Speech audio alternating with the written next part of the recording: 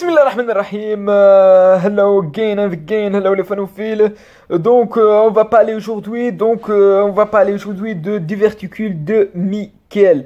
Diverticules de Meckel, c'est la suite des cours qu'on a commencé dans la gastro-entérologie. Donc, on a parlé de l'embryologie, du système digestif et les principales anomalies. Aujourd'hui, on va parler de diverticules de Meckel. Diverticules de Meckel, c'est un reliquat embryonnaire, c'est un vestige embryonnaire, donc un reliquat embryonnaire de canal, ce qu'on appelle canal omphalo-mésentérique. Cette canal omphalo-mésentérique aussi, c'est appelé canal vétéline, situé sur le dernier tiers de l'intestin grêle, c'est-à-dire dans l'ilium terminal. Ce vestige est situé à 80 cm environ de la jonction héliocécale, ou ce qu'on appelle la valvule de Bowen. The rule of two est appliqué de ce syndrome, ce qu'on appelle the rule of two. On a parlé beaucoup la règle des deux, c'est la règle des deux. Ce diverticule de Meckel, c'est la règle des deux, parce que il est présent chez environ 2% de population, 2 inches de longueur, 2 feet à partir de valvule de Bowen, c'est-à-dire de la jonction héliocécale, 2 fois plus fréquent ou 2 fois plus probable chez l'homme que chez la femme.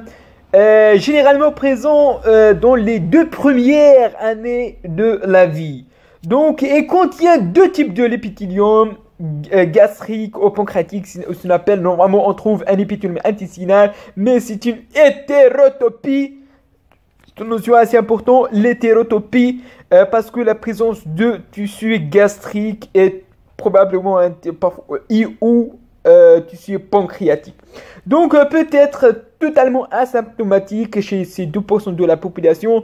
2% de population, c'est grand, c'est la principale, c'est la plus fréquente anomalie congénitale qui touche le tractus digestif. Parfois présentée par une hétérotopie gastrique. Cette hétérotopie gastrique, c'est-à-dire la présence de tissu gastrique au niveau de ce diverticulum, au niveau de ce diverticule. Ce tissu gastrique va sécréter quelque chose, va sécréter l'acide. Ce diverticule va sécréter l'acide. L'acide va abîmer le tissu du voisinage intestinal, c'est-à-dire l'ilium terminal, et peut donner, il est souvent asymptomatique, mais parfois cet acide peut donner des ulcères. Ces ulcères vont compliquer, ils vont parfois des occlusions, soit par invagination, soit par un volvulus bride,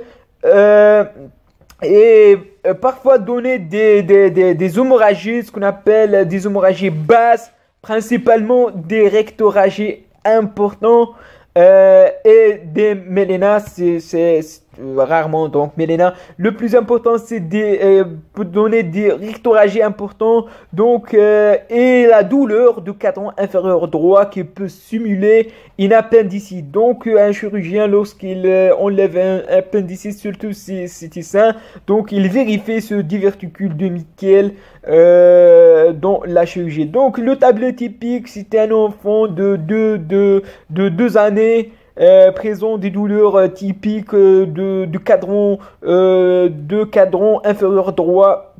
Pensez à diverticule de Meckel.